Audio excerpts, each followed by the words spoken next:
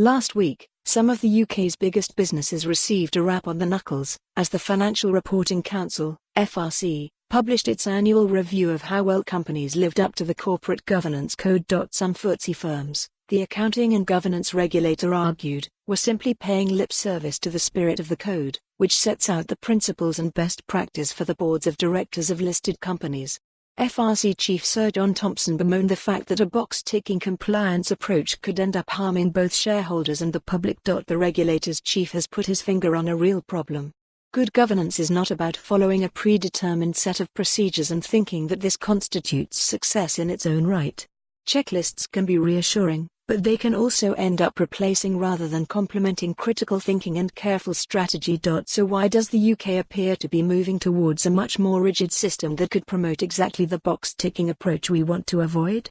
At present, corporate governance is regulated under a soft law approach.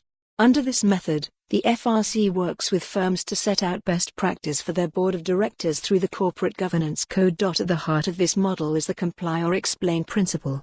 This gives boards the freedom to diverge from specific requirements, but they must outline to the world at large why they have done so, while keeping true to the broad principles of the code. In practice, boards tend to follow the code's recommendations, but the setup encourages directors to consider the spirit of the rules while avoiding creative compliance, and means the regulator isn't expected to anticipate every potential problem, which would clearly be an impossible task. As a result, our corporate governance regime is respected throughout the world.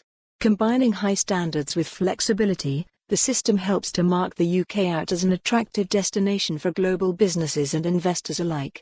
But this is being put at risk by proposed changes to the way companies are overseen. Under current plans, the FRC is to be beefed up substantially, evolving into a new regulator, the Auditing, Reporting, and Governance Authority, AGA. This body will be underpinned by stronger statutory powers, with a bigger arsenal of penalties at its disposal and a fresh new management team, led by Sir Jon himself, formerly of HMRC, to wield them. The change has been prompted by the numerous perceived failings in the audit sector.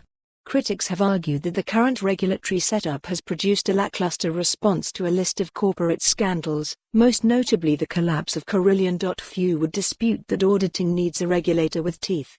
But whereas audit oversight, which hired members agree needs beefing up, might benefit from a set of steadfast rules. For more on this story, visit the news article link.